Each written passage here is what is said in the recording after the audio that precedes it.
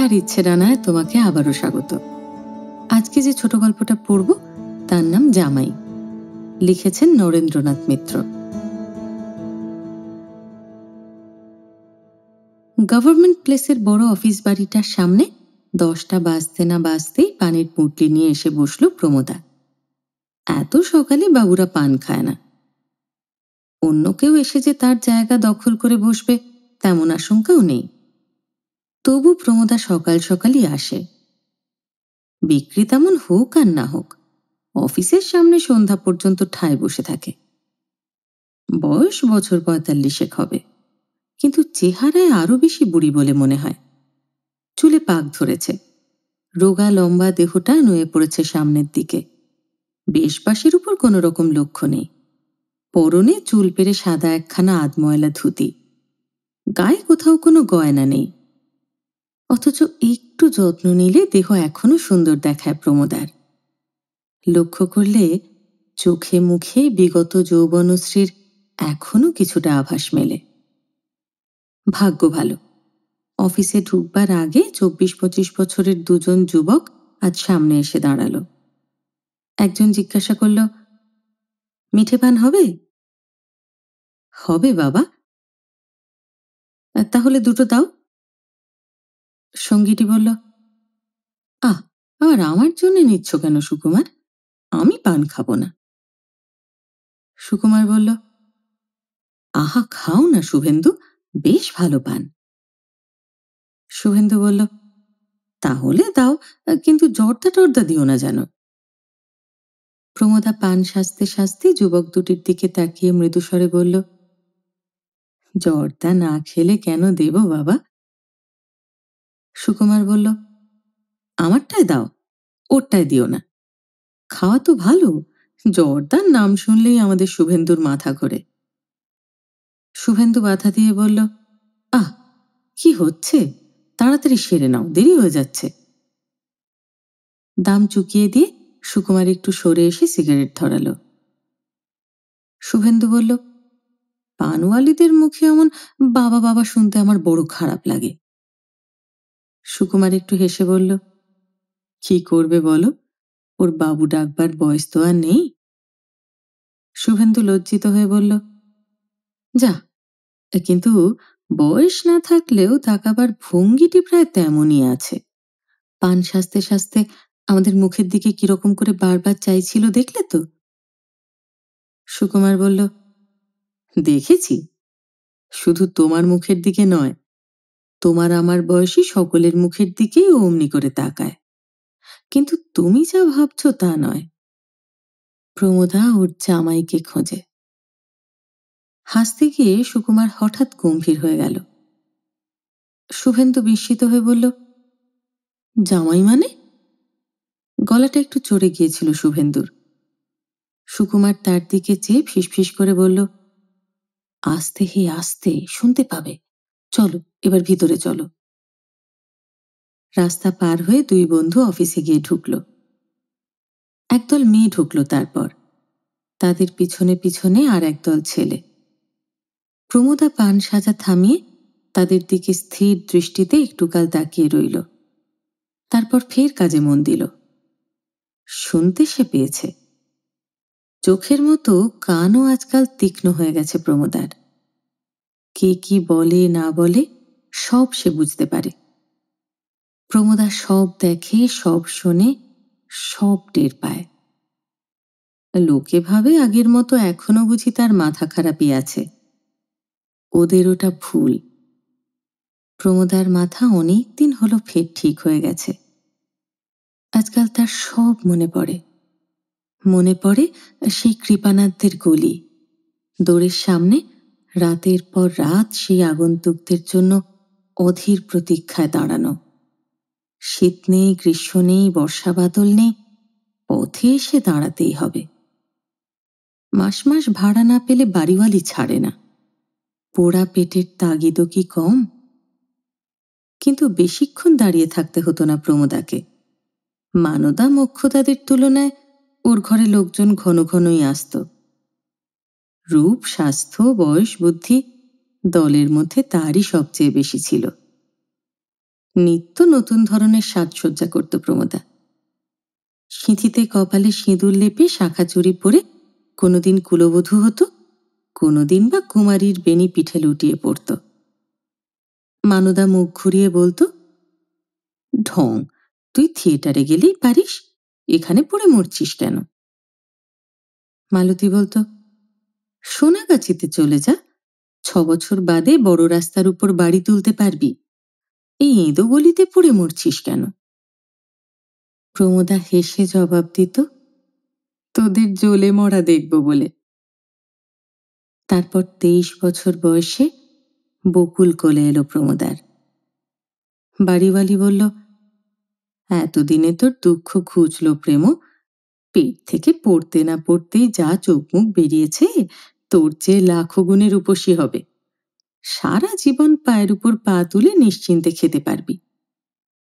মোক্ষদা বলল, একেই বলে ভাগ্যি, আমাদের ঘরে বেটা ছেলে পাঠিয়ে ভগবান ওকেই মেয়ে দিলে। দেবে না, সেও তো একচোখা পুরুষ জাত, সুন্দর মুখ দেখলে সেও ভোলে। কিন্তু সবাই যা ভেবেছিল তা হলো না। বকুলের বছর 7 বয়স হতে না হতে তাকে নিয়ে কৃপানাথদের গলি ছেড়ে চলে এলো প্রমোদা। সোনাগাছিতে রূপাগাছিতে নয়, বেলগাছি আর বস্তিবাড়িতে এসে বাসা বাঁধল। নিজের পেশার উপর তার অপ্রবৃত্তি জন্মে গেছে। দুবার যথাসর্বস্ব চুরি হয়েছে প্রমোদার। একবার হতাশ প্রেমিকের ছোড়ার মুখ থেকে বেঁচেছে, যথেষ্ট শিক্ষা হয়েছে প্রমোদার। এই পথে আর নয়। পথে দাঁড়িয়ে দাঁড়িয়ে সামনের দোতলা বাড়ির অল্প বয়সী বউটির স্বামী শাশুড়ি ছেলে মেয়ে নিয়ে সুখের ঘরকন্যা দেখতে দেখতে প্রমোদা মনে মনে প্রতিজ্ঞা করেছে, তার বকুলকে কিছুতেই সোনাগাছিতে পাঠাবে না সে। বসেদের বউয়ের মতোই একটি সোনার সংসার বকুলকে সে গড়ে দেবে। বেলগাছিয়াতে এসে সধবার বেশ ছেড়ে ফেলল প্রমোদা।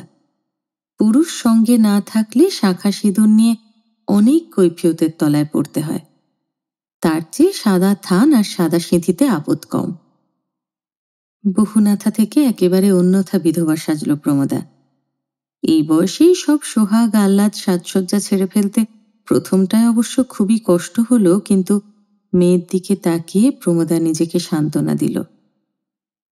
ওর সিঁথিতে সত্যিকারের সিঁদুর তুলে দেওয়ার জন্যে নিজের লোক দেখানো সিঁদুরের দাগ না হয় মুছেই ফেলল প্রমোদা।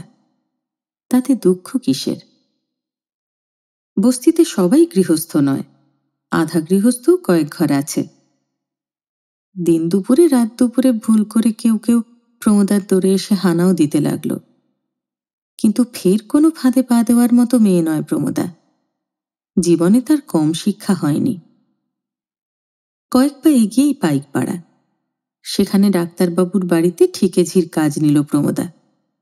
বাসন মাজে, বাটনা বাটে, বাড়ির ছোট ছেলেমেয়েরা কাঁদলে কোলে তুলে নেয়, আর মনে মনে স্বপ্ন দেখে নিজে ঝিগিরি করলেও বকুলকে সে এমনই একটি বড়লোকের বাড়ির বউ করে পাঠাবে।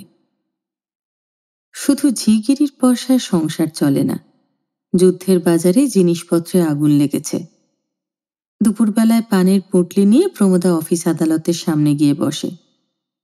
বিক্রি মোটামুটি মন্দ হয় না। অফিসের বাবুরা অনেকেই এসে ভিড় করে দাঁড়ায়, চুনের বোটা হাতে নিয়ে গল্প করে। একদিন ডাক্তারবাবু বললেন, তোমার মেয়ে তো বেশ চালাক চতুর দেখছি, লেখাপড়া শিখলো কোথাও? ওকে স্কুলে দিয়েছ নাকি? প্রমোদা লজ্জিত হয়ে বলল, না বাবু, বস্তির সামনে নিমাই মুদির দোকান আছে, বই খাতা নিয়ে সেখানে যায়। পড়াশোনা পেলে বকুল আর কিচ্ছু চায় না, 3 রাত বই নিয়ে থাকে। রামায়ণ মহাভারতর মুখস্থ। ডাক্তারবাবু বললেন, শুধু রামায়ণ মহাভারত কেন, ও আরো অনেক বই পড়েছে। ওকে এবার একটা ভালো স্কুল টিস্কুল দেখে ভর্তি করে দাও প্রমোদা, মুদির দোকানে ফেলে রেখো না। তোমার মেয়ে দেখতে তো এমনিতেই সুন্দরী, লেখাপড়াটা যদি ভালো করে শেখে ওর বিয়ের জন্য তোমাকে আর ভাবতে হবে না, যে দেখবে সেই ওকে পছন্দ করবে। প্রমোদা আধখানা ঘোমটার আড়াল থেকে অস্ফুট স্বরে বলল, সে আপনাদের আশীর্বাদ কর্তা। শ্যামবাজারে ডাক্তারবাবুর জানা মেয়েদের স্কুল আছে, সেখানে আধা মাইনেতে বকুলকে ভর্তি করে দিল প্রমোদা। স্কুলে পুরো নাম জিজ্ঞেস করায় বলল বকুল মালা দাসী। পরদিন বকুল এসে বলল, আজকাল আর মেয়েরা দাসী লেখে না মা, আমাদের ক্লাসের দিদিমণি রেজিস্টার খাতায় আমার নাম বকুল মালা দাস লিখে দিয়েছেন। প্রমোদা চমকে উঠে বলল, রেজিস্টার? সে আবার কি রে? বকুল হেসে বলল, ভারে, রোজ যে নাম ডাকা হয় ক্লাসে, স্কুলে গেলাম কি গেলাম না তার হিসেব রাখার জন্য নামের খাতা আছে প্রত্যেক ক্লাসে। প্রমোদা আশ্বস্ত হয়ে বলল, ও তাই বল। ক্লাসের পর ক্লাস ডিঙিয়ে চলল বকুল।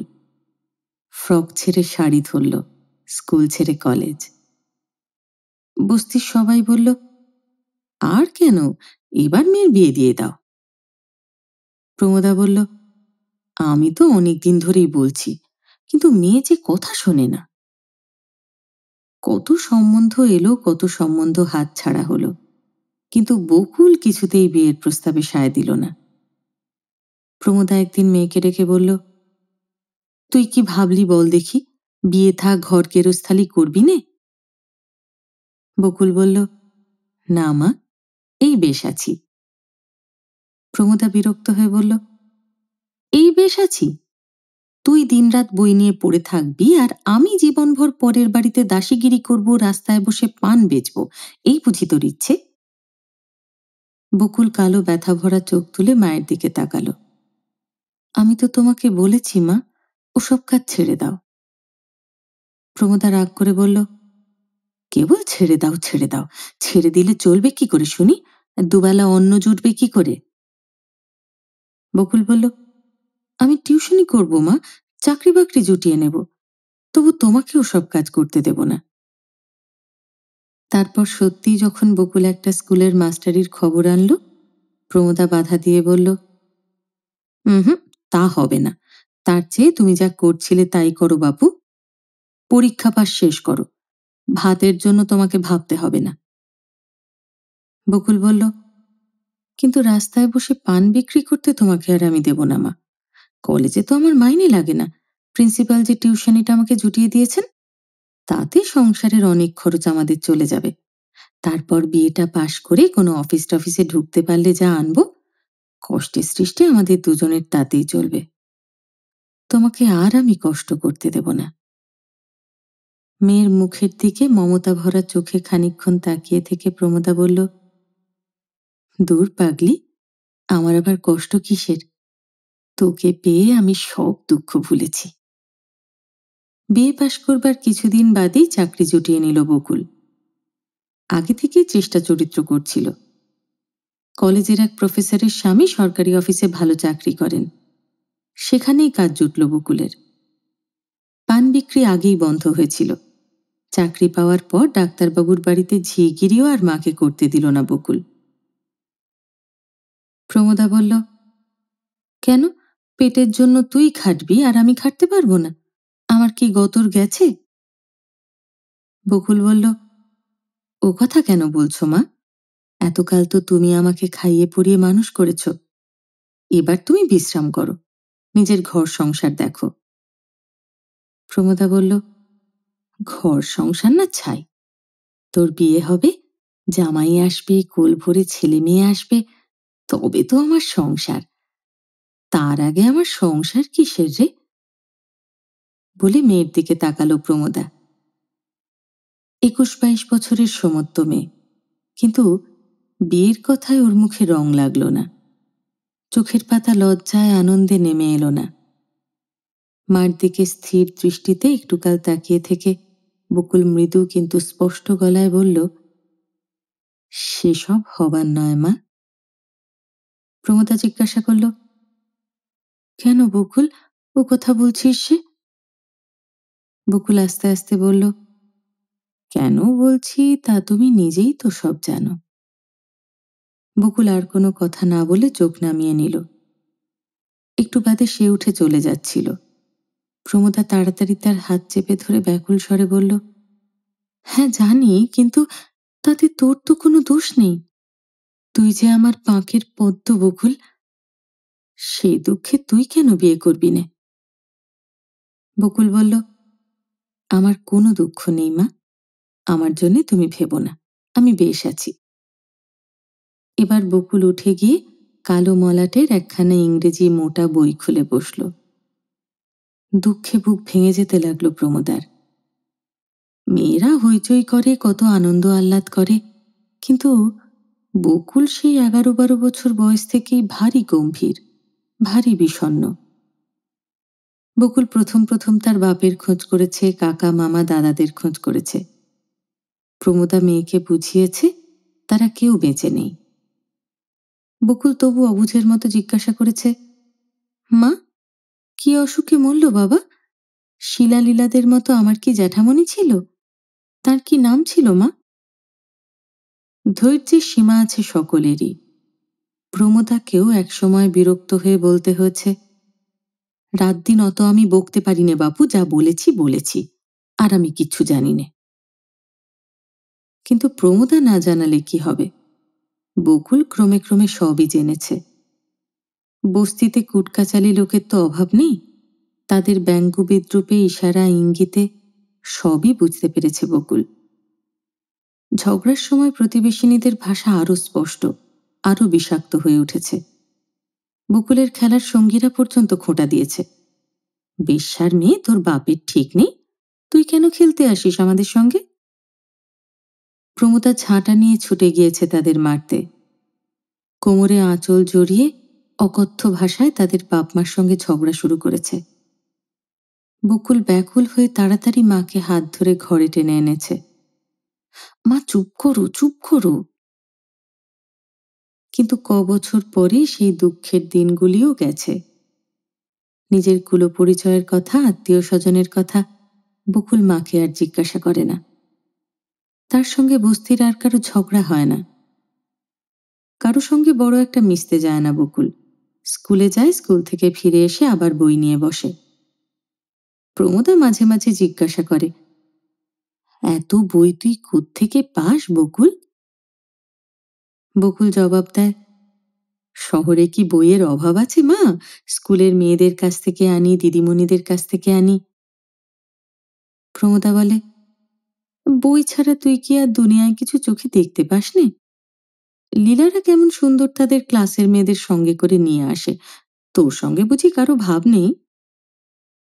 আছে, তবে আনিস না কেন তাদের? বকুল খানিকক্ষণ চুপ করে থেকে বলে, ভয় করে মা, যদি তারা আমাদের ঘেন্না করে। প্রমোদা হঠাৎ কোনো কথা খুঁজে পায় না। স্কুল থেকে ভালোভাবে পাশ করে কলেজে ভর্তি হলো বকুল, কিন্তু মেয়ের স্বভাব বদলালো না। সেই বইয়ের রাশ, ঘরের কোণ আর নিজের মন নিয়ে পড়ে থাকে। দুনিয়ার আর কিছুতে ওর কোনো আসক্তি নেই। ওর সমবয়সী শিলা লীলা দুজনেরই বিয়ে হয়ে গেল। বছর ঘুরতে না ঘুরতে একজন ছেলে কোলে নিয়ে আর একজন পেটে নিয়ে বাপের বাড়িতে এলো বেড়াতে। প্রমোদার সাজা পান খেয়ে তারা ঘরের মেঝে পা ছড়িয়ে শ্বশুরবাড়ির কত গল্প করল। শেষে লীলা হাসতে হাসতে বলল, মাসিমা, ওই গোমরামুখীকে এবার বিয়ে দিয়ে দিন। ওর যা ভাবভঙ্গি দেখছি, কবে যে ও সংসার ছেড়ে সন্ন্যাসিনী হয়ে যাবে তার ঠিক নেই। সন্ন্যাসিনী হতে বাকি বাকি। বকুল গয়নাঘাটে কিছু পরে না, অত বড় চুলের গোছা মাথায়, কিন্তু ভালো করে যত্ন নেয় না। মেয়ে তো নয়, এ এক অনাথ সৃষ্টি। প্রমোদা জিজ্ঞাসা করে, আচ্ছা বকুল, লীলাকে দেখে তোর কি হিংসে হয় না? হিংসে কেন হবে মা? তুই কি চাস বলতো? বই থেকে মুখ তুলে বকুল মৃদু হাসে। সেই তো সমস্যা, কি চাইব বলো তো? প্রমোদা বিরক্ত হয়ে বলে, হাসিস নে বাবু, তোর হাসিতে আমার গা জ্বলে। কি চাইবি তাও আমাকে শিখিয়ে দিতে হবে? স্বামী, সংসার, গা ভরা গয়না, কোল ভরা ছেলে, মেয়ে মানুষের দুনিয়ায় আর কি চায়? বকুল বইয়ের দিকে চোখ রেখে মৃদুস্বরে বলে, ওসব আমি কিচ্ছু চাই নে। প্রমোদা গালাগাল দিয়ে ওঠে, তা চাইবি কেন, পোড়া কপালি হতচ্ছাড়ি? এই যে রক্তের দোষ, ঘর সংসার তোর মন চাইবে কেন? তুই চাস নে, কিন্তু আমি চাই। যেমন করে পারি জামাই আমি আনবই। বকুল বই নিয়ে মায়ের চোখের আড়ালে গিয়ে বসে। রাগে জ্বলে যায় প্রমোদা। ইচ্ছে করে টুকরো টুকরো করে ছিঁড়ে ফেলে দেয় ওই বইয়ের রাশ। বই তো নয়, শত্রু। ওই বই পড়া বিদ্যার জন্যই মেয়ে তার এমন করে পর হয়ে গেছে। ও কি ভাবে, কি চিন্তা করে, তা প্রমোদা বুঝতে পারে না। এমনকি ওর মুখের ভাষা পর্যন্ত যেন আলাদা। অথচ এই মেয়েকে বুকে করেই, এই মেয়ের সুখের জন্যেই প্রমোদা অকালে নিজের সব স্বাদ আহ্লাদ ত্যাগ করেছে। এক এক সময় তার মনে হয় এর চেয়ে বকুলকে নিয়ে তার সেই কৃপানাথ লেনেই পড়ে থাকা ভালো ছিল। বাড়িওয়ালি মাসির মেয়ে আলতার মতো বকুলেরও সেখানে দর থাকতো, আদর থাকতো। আর বকুলের খাতিরে খাতির বাড়ত প্রমোদার। সব আটঘাট ফিকির ফন্দি বকুলকে সে শিখিয়ে দিত, যেমন বাড়িওয়ালি মাসি শেখায় তার মেয়েকে। হয়তো তাদের মধ্যে মাঝে মাঝে চুলোচুলি খুনোখুনি হতো, যেমন আলতা আর তার মা বিনি মাসির মধ্যে প্রমোদা হতে দেখেছে। কিন্তু ঝগড়া মিটে গেলে আবার সুখ দুঃখের কথাও হতো দুজনের মধ্যে। একজন আর একজনের যত্ন করত। মাতাল হয়ে পড়ে থাকলে বিছানায় তুলে দিত। খারাপ অসুখ বিসুখ হলে প্রাণ দিয়ে সেবা করত। মা মেয়ে কেউ কারো কাছে কিছু লুকোতো না, কেউ কাউকে ঘৃণা করত না। নিজের রক্ত মাংসের মেয়েকে একেবারে নিজের করে পেত প্রমোদা। বকুল তখন মার কাছ থেকে এমন দূরে দূরে থাকতে পারত না, মনে মনে এমন করে ঘৃণা করতেও পারত না। মেয়েকে লেখাপড়া শিখিয়ে ভদ্রলোকদের সঙ্গে মিশতে দিয়ে ভারী আহাম্মুকি করেছে প্রমোদা। কিন্তু কলেজের পড়া শেষ করে অফিসে ঢুকে 1 মাস বাদে যখন মাইনের টাকাগুলো তার হাতে এনে দিল বকুল, প্রমোদার মন অন্যরকম হয়ে গেল। সে যা ভেবেছিল তা নয়। মেয়েটার মনে তাহলে সত্যিই মায়া মমতা আছে। এটা কি সব টাকা বকুল? হ্যাঁ মা, সব। হ্যাঁ রে, সব দিলি? তোর নিজের কাছে কিছুই রাখলি নে? না মা, তোমার কাছেই সব থাক। এতখানি বিশ্বাস আলতা তার মাকে করত না। নিজের রোজগারের পুরো টাকা তো ভালো, অর্ধেক টাকা সিকি টাকাও সে মাকে প্রাণে ধরে দিত না কোনোদিন। তার চেয়ে প্রমোদার বকুল 1000 গুণ ভালো, লক্ষ গুণ ভালো। প্রমোদা এগিয়ে এসে সস্নেহে মেয়ের চিবুক তুলে ধরল। হ্যাঁ রে বকুল, আমি কি তোর কাছে রোজগার চেয়েছি, টাকা চেয়েছি? বকুল বলল, কিন্তু সংসারে টাকারও তো দরকার আছে মা। প্রমোদা বলল, না না, কোনো দরকার নেই। টাকা আমি যেমন করে পারি আনব। ঝিগিরি করব, পান বিক্রি করব। টাকার ভাবনা তোকে ভাবতে হবে না। তোর কাছে আমি টাকা চাই নে। বকুল মৃদুস্বরে বলল, তবে তুমি কি চাও? কি চাই? হতভাগী, তা কি তুই এতদিনেও বুঝতে পারলি নে? আমি আমার জামাই চাই, ঘর ভরা নাতি নাতনি চাই। সেই দোতলা বাড়ির বউয়ের মতো আমি তোকে ভরা সংসারের মাঝখানে দেখতে চাই যে বকুল। প্রমোদার 2 চোখ জলে ভরে উঠল। বকুল কোনো কথা না বলে আস্তে আস্তে সরে গেল সামনে থেকে। তারপর খেতে বসে মাকে আনমনা করার জন্য নিজের অফিসের গল্প শুরু করল। খুব বড় অফিস, ঠিক যে তেতলা বাড়িটার সামনে বসে প্রমোদা পান বিক্রি করত সেই বাড়ি। বকুলের মতো আরো কত মেয়ে আছে সেখানে। শুধু মেয়ে না, শুধু মেয়ে না, ছেলেরাও আছে। তাদের সংখ্যাই বেশি। মিলেমিশে কাজ করতে প্রথম প্রথম খুব লজ্জা করত বকুলের, এখন আর করে না। প্রমোদা অবাক হয়ে বলে, বলিস কি? আমাকে একদিন দেখিয়ে আনবি? বকুল হেসে বলে, বেশ তো, যেও একদিন। কিন্তু ওই কথাই, সত্যি সত্যি প্রমোদাও যায় না, বকুলেরও তাকে নিয়ে যাবার কোনো গরজ নেই। তারপর মাস 5-6 চাকরি করতে না করতেই মেয়ের বেশে বাসে চেহারায় বেশ একটু পরিবর্তন লক্ষ্য করে প্রমোদা। বকুল আগে পরত 8 পৌরে মিলের শাড়ি, এখন রঙিন তাঁতের শাড়ি পরেই বের হয়। সে রং কখনো সবুজ, কখনো গোলাপি, কখনো হলদে। বকুলের নিজের গায়ের রং গৌর, ওকে সব রঙই মানায়। আগে চুলের রাশ ছিল যেন বাবুই পাখির বাসা, এখন বকুল নিজেই বেনুনি করে। সে বেনি কোমর ছাড়িয়ে অনেক নিচে যায়। কোনোদিন বা আলগা খোঁপা বাঁধে বকুল, তাতেও ওকে চমৎকার দেখায়। স্নো পাউডারের দিকে এতকাল মেয়ের বিশেষ ঝোঁক ছিল না, এখন এক একটি করে সেসবও আসতে শুরু করেছে। সময় বুঝে নিজের হার, চুড়ি আর দুল মেয়েকে বের করে দিল প্রমোদা। এর আগেও কয়েকবার দিয়েছে, কিন্তু বকুল কিছুতেই পড়েনি। এবার বলল, ওইসব ডিজাইন আজকাল কেউ পরে নাকি মা? প্রমোদা মনে মনে হাসল। ভিতরে ভিতরে সব জ্ঞানী আছে দেখছি মেয়ের। বকুল লজ্জিত হয়ে বলল, হাসছ যে? প্রমোদা বলল, হাসলাম আবার কই, বেশ তো, ওসব ডিজাইন পুরনো হয়ে গিয়ে থাকে, তাহলে নতুন ডিজাইন করিয়ে নে। দুবার বলার পর নিমরাজি, তিনবারের বার পুরোপুরি রাজি হয়ে গেল বকুল। তারপর ক্রমে মেয়ের চালচলন, ভাবভঙ্গি দেখে আরো অনেক কথা টের পেল প্রমোদা।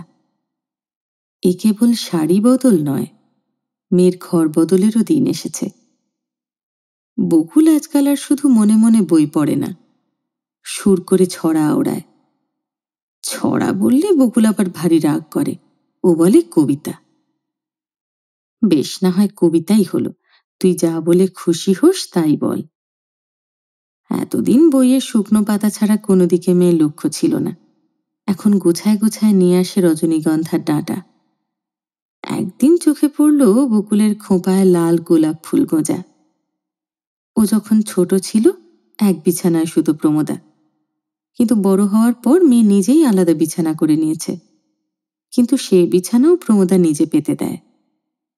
মশারি গুঁজে আলো নিভিয়ে মেয়ের বিছানার কাছে সেদিন একবার দাঁড়ালো প্রমোদা। তারপর আস্তে আস্তে জিজ্ঞাসা করল, বকুল, আমার কাছে আর লুকোসনি, বল না সে কে? কার কথা বলছো মা? তুই যাকে ভালোবেসেছিস, তোকে যে ভালোবেসেছে। কি বাজে বকছো, আমাকে আবার কে ভালোবাসবে? প্রমোদা একটু হাসল। আচ্ছা বকুল, তুই আমার পেটে হয়েছিস না আমি তোর পেটে হয়েছি? বকুল তরল সুরে বলল, তুমি আমার পেটে হয়েছ মা। লক্ষ্মী খুকু, যাও এখন গিয়ে ঘুমিয়ে পড়ো, অনেক রাত হয়ে গেছে। প্রমোদা হাসি চেপে নিজের বিছানায় গিয়ে শোয়। আজ গোপন করলো, কিন্তু কদিন আর তার কাছ থেকে সব গোপন রাখতে পারবে বকুল? কালই হোক পরশুই হোক, বলতে তো তাকে হবেই।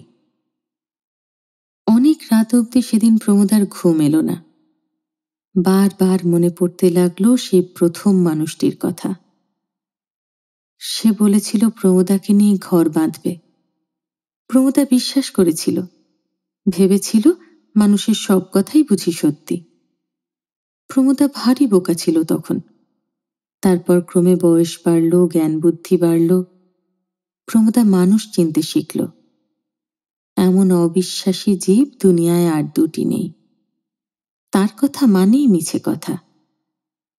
কিন্তু এমন শুভ দিনে এসব কি অলক্ষণে কথা মনে আনছে প্রমোদা? তার চেয়ে বকুলের যে বর আসবে তার কথা ভাবুক, প্রাণ জুড়িয়ে যাবে। তার অল্প বয়স, কিন্তু অগাধ বিদ্যা বুদ্ধি, যেমন রূপ তেমনই স্বাস্থ্য।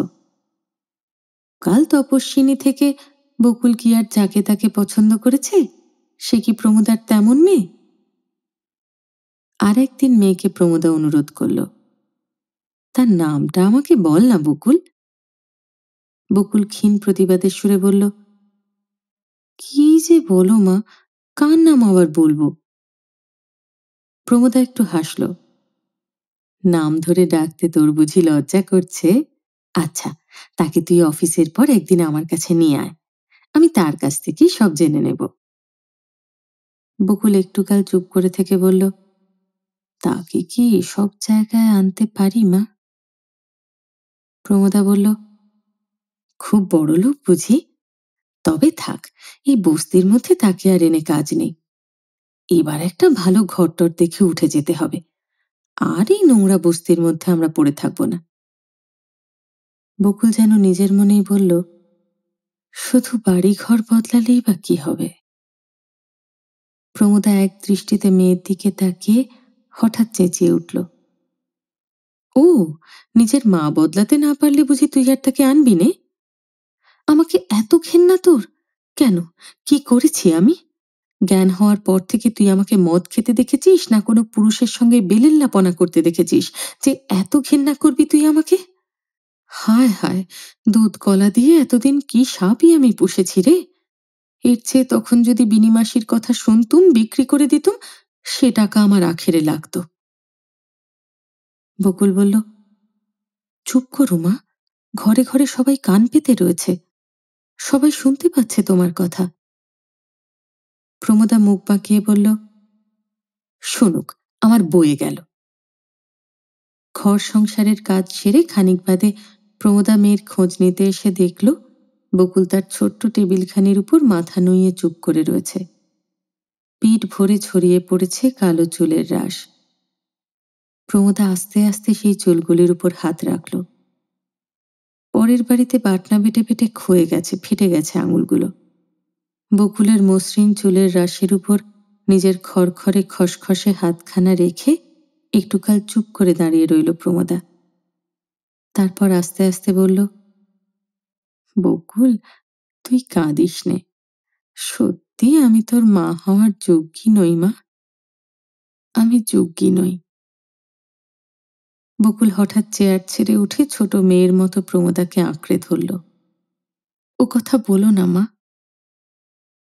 জল ভরা ঝাপসা চোখে আর দুটি ছলছলে কালোর চোখের দিকে তাকালো প্রমোদা। তেমনি আস্তে আস্তে বলল, সত্যি বকুল, আমি তোর মা নই। আমার কথা তার কাছে তুই বলিস নে। বলিস তোর আসল মা তোর ছেলেবেলায় মরে গেছে। সে ঠিক তোর মতোই ছিল, তোর মতোই লেখাপড়া জানতো, ভদ্রলোকের ঘরে থাকতো, ভদ্রলোকের সঙ্গে মিশত। আমি তোর মা নই বকুল, সেই ছিল তোর আসল মা। আমি কেবল তোকে পেলে পুষে বড় করেছি। বকুল ধরা গলায় বলল, কোথায় বড় করেছ মা? আমি সেই ছোটই রয়ে গেছি।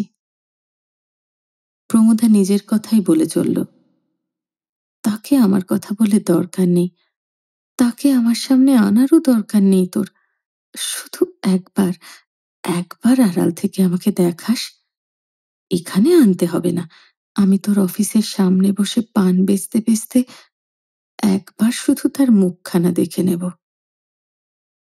বকুল বলল, ছি মা, আবার ওসব কথা বলছো?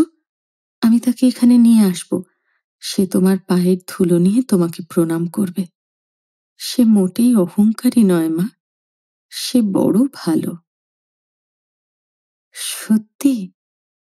প্রমোদা একটু হেসে মেয়ের দিকে তাকালো। দুজনেরই চোখে জল, ঠোঁটে হাসি। বকুল লজ্জায় চোখ নামিয়ে নিয়ে মৃদুস্বরে বলল, হ্যাঁ মা, সত্যি। অত ভালো আমি আর কাউকে দেখিনি। প্রমোদার দুটি কান যেন মধুতে ভরে গেল। আর তার কিচ্ছু জানবার দরকার নেই। নাম নয়, ধাম নয়, অবস্থার কথা নয়। মানুষ ভালো হলেই সব হয়, ভালোবাসলেই সব পায়। কিন্তু তারপর ফের মাস দুই যেতে না যেতেই দেখা গেল বকুলের আবার পরিবর্তন শুরু হয়েছে। ওর মুখে হাসি নেই, গলা ছেড়ে কবিতা পড়া বন্ধ হয়েছে। চুল বাঁধায়, রঙিন শাড়ি পরায় তার ফের সেই ঔদাসীন্য দেখা দিয়েছে। কদিন বাদে গয়নাগুলোও বকুল খুলে ফেলল।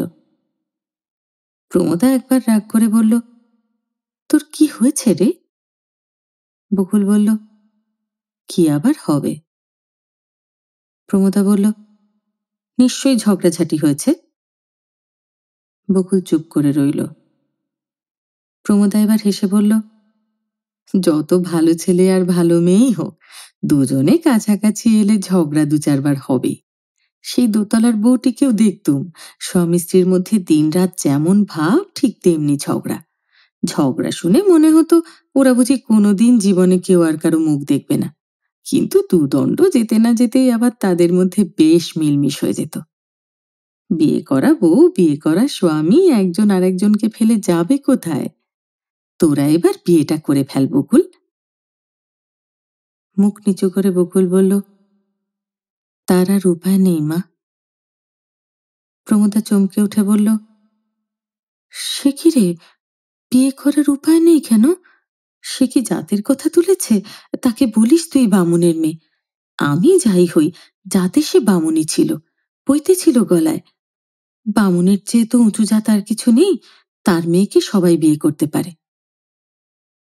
বকুল তেমনই নতমুখে বলল, বামুন গায়েতের কথা নয় মা, তার ঘরে বউ আছে, ছেলে মেয়ে আছে, আমাকে সে আর বিয়ে করতে পারবে না।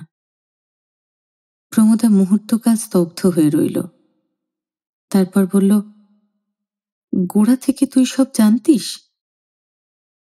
বকুল বলল, না, আমিও তাকে সব কথা জানাইনি, সেও আমাকে সব কথা বলেনি, কিন্তু তার কথা যে এত মারাত্মক সে আমি ভাবতে পারিনি মা। প্রমোদা মেয়ের দিকে তাকিয়ে আরো কিছুক্ষণ চুপ করে রইল, তারপর বলল, কিন্তু বিয়ে করেছে করেছে, ছেলে মেয়ে আছে আছে, তোর কাছে তাকে আসতেই হবে। অমন কত সুন্দরী গরবিনী বউয়ের স্বামী, কত সোনার চাঁদ ছেলে মেয়ের বাপকে আমি ঘর ছাড়িয়েছি, আর তুই একজনকে ছাড়াতে পারবি নে? খুব পারবি, কি করে পারতে হয় আমি তোকে শিখিয়ে দেব। বকুল বলল, ছি মা, চুপ করো। আস্তে আস্তে সেখান থেকে উঠে চলে গেল বকুল। তীক্ষ্ণ দৃষ্টিতে মেয়ের সেই যাওয়ার দিকে একটুকাল তাকিয়ে থেকে প্রমোদা দ্রুত পায়ে তার পিছনে পিছনে গেল। তারপর খপ করে মেয়ের একখানা হাত শক্ত করে ধরে কঠিন স্বরে বলল, বকুল, আমার দিকে তাকা, আমার চোখের দিকে চেয়ে কথা বল। কিন্তু বকুল আর মুখ তুলল না। প্রমোদা মেয়ের হাত ধরে টানতে টানতে ঘরের এক কোনায় নিয়ে এলো। দৌড় জানলা সন্তর্পণে বন্ধ করে গলা নামিয়ে বলল, পোড়ার মুখী, নিজের এমন সর্বনাশ কেন করতে গেলি? তুই না লেখাপড়া শিখেছিস? বকুল তেমনই চুপ করে রইল। প্রমোদা বলল, আমার গোড়া থেকেই সন্দেহ হয়েছিল, কিন্তু তুই আমার পেটের মেয়ে, আমার চোখে 3 মাস ধরে ধুলো দিয়েছিস, আর আমার কাছে কেবল মিছে কথা বলেছিস। কেন এমন সর্বনাশ করলি বকুল? কেন না জেনে শুনে নিজেকে এমন করে বিলিয়ে দিলি? ভেবেছিলি সব দিলেই বুঝি সব পাবি? ওরে পোড়া কপালি, যারা অমন করে নেয় তারা কিছুই দেয় না, কিছুই দেয় না। চাপা কান্নায় গলা ধরে এলো প্রমোদার, কিন্তু বকুলের চোখে এক ফোঁটাও জল নেই। সে শান্ত স্বরে বলল, আমাকে ছেড়ে দাও মা, আমাকে যেতে দাও। প্রমোদা বলল, কোথায় যাবি তুই মুখ পুড়ি? 2 দিন বাদে যে আর তুই বেরুতেও পারবি নে। তোকে ঘরেই বা কদিন আমি লুকিয়ে রাখতে পারবো? আমার সেই বিনিমাসে এখনো বেঁচে আছে, তোকে তার কাছে রাখবো। সে সব ফিকির ফন্দি জানে, ডাক্তার বদ্যির বাবা সে। চল আমার সঙ্গে। বকুল শঙ্কিত হয়ে বলল, না মা, সেখানে আমি এক মুহূর্তও টিকতে পারবো না। প্রমোদা বলল, ইস, কি আমার সতী সাধী রে, না টিকতে পারবার কি হয়েছে? সে তোকে নিজের মেয়ের মতো রাখবে। বকুল বলল, না, আমার জন্যে তোমাদের কাউকে কিচ্ছু ভাবতে হবে না, আমার ব্যবস্থা আমি নিজেই করব। প্রমোদা রাগ করে বলল, কি ব্যবস্থা করবি তুই? এসবের তুই কি জানিস? ব্যবস্থা করতে করতে বুড়ি হয়ে গেলাম, তবু এখনো আমাদের গা কাঁপে। বকুল মৃদু হাসে, আমার গা কাঁপে না মা, তার সব চিহ্ন আমি মুছে ফেলব। প্রমোদা বলল, সেই হাড় হাবাতে 8 কুড়োর বেটার নামটা এবার বল, সব খরচ তার কাছ থেকে আদায় করব। সহজে না দেয় আদালতে নালিশ করব। কি নাম তার? বকুল বলল, তার নাম মুখে আনার মতো নয় মা, এতদিন যখন শোনোনি, আজও সে নাম তোমার শুনে কাজ নেই। প্রমোদার কোনো পরামর্শই বকুল নিল না। অফিস থেকে 1 মাসের ছুটি নিল, গয়না বিক্রি করল। মোটা মোটা বইগুলো সব বিক্রি করে ফেলতে তার চোখে জল এলো। তারপর একদিন সন্ধেবেলায় প্রমোদার পায়ের ধুলো নিয়ে বকুল বলল, আসি মা। প্রমোদার মনে পড়ল বকুল বলেছিল তার পায়ের ধুলো আর একজন এসে নেবে। প্রমোদা ভেবেছিল ওরা দুজনে একসঙ্গে পাশাপাশি দাঁড়িয়ে নেবে। সেদিনটা আর এলো না। আজ না আসুক, একদিন আসবেই। যেমন করে পারুক বকুলের বিয়ে দেবেই প্রমোদা। এই বয়সের মেয়ে, শরীর সারতে ওর আর কতদিন লাগবে। প্রমোদা বলল, কোথায় যাচ্ছিস, কত দূরে? বকুল বলল, দূরে নয় মা, এই শহরের মধ্যে। খুব ভালো ডাক্তারখানা, ভারী যত্ন করে, টাকা পেলে তারা সব করে। প্রমোদা বলল, আমাকে ঠিকানাটা দিয়ে যা, আমি তোকে দেখতে যাব। একটু ইতস্তত করে এক টুকরো কাগজে মাকে ঠিকানাটা লিখে দিল বকুল। প্রমোদা সেই কাগজখানা হাত পেতে নিয়ে বলল, দাঁড়া। তারপর বাক্সর ভিতর থেকে একটা পুরনো কবজ এনে বকুলের বাহুতে যত্ন করে বেঁধে দিয়ে বলল, এটা পরে থাকিস বকুল, আমাদের সেই বিনিমাসির দেওয়া কবজ। আপদে বিপদে সকলেই এতে ফল পেয়েছে। তুই তো বিনিমাসির কাছে গেলি নে, ও সময় কিন্তু তার নামটা স্মরণ করিস। ধন্বন্তরী আমাদের বিনিমাসি, পুরো নাম বিনোদিনী দাসী। মনে থাকবে তো বকুল? বকুল হেসে বলল, থাকবে। 2 দিন বাদে সেই গোপন ডাক্তারখানার লোকই রাতের অন্ধকারে গোপন সংবাদ বয়ে নিয়ে এলো, বকুলকে বাঁচানো যায়নি। মাস কয়েকের জন্য মাথা খারাপ হয়ে গিয়েছিল প্রমোদার। পোড়া অফিসের ঘরে ঘরে গিয়ে প্রত্যেকের কাছে দাবি করত, কে আমার মেয়েকে খুন করেছ, বাপের বেটা হও তো বলো, তাকে ফিরিয়ে দাও। গোলমালে কাজের ক্ষতি হয়। অফিসের দারোয়ান পাগলিকে জোর করে বের করে দিয়েছে। তারপর থেকে কিছুতেই তাকে আর ভিতরে ঢুকতে দেয়নি। বন্ধ দরজায় মাথা ঠুকতে ঠুকতে মাথা ফের ঠিক হয়ে গেছে প্রমোদার। পাইকপাড়ার ডাক্তারবাবুর বাড়িতে আবার সে ঠিকে কাজ নিয়েছে। দুপুরবেলা পানের পুটলি নিয়ে অফিসের সামনে আগের মতো ফের বসতে শুরু করেছে, তার বকুলের অফিসের সামনে। পান বিক্রি করতে করতে প্রমোদা প্রত্যেকটি যুবকের মুখের দিকে তাকায়। তার ঝাপসা চোখে আর জ্বালা নেই। সে জানে কোনোদিন সে শোধ নিতে পারবে না। শোধ নিতে আর চায়ও না প্রমোদা। কি হবে শোধ নিয়ে? যে গেছে তাকে কি আর ফিরে পাবে? তাই শোধ নিতে চায় না প্রমোদা। শুধু একবার চোখের দেখা দেখতে চায়, বকুল যাকে ভালোবেসেছিল তার মুখখানা কেমন। শুধু শুধু একবার দেখবে।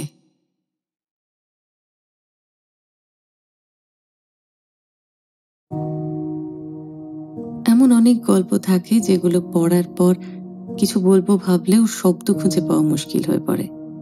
এই গল্পটা তেমনই একটা গল্প। তবে এই মুহূর্তে আমার মন যে দুটো লাইন গুনগুন করছে, রবি ঠাকুরের সেই সুরটুকু তোমার কাছেও পৌঁছে দিতে চাই। হয়তো আজ আমার মনের সুরে মিলে যাবে তোমার মনের সুর।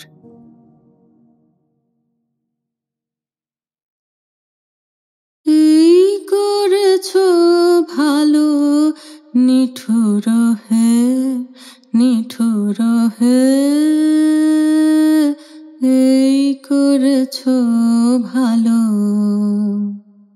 এমনি করে হৃদয় মোর তীব্র দহন জালো, নিঠুর হে, নিঠুর হে, এই করেছ ভালো।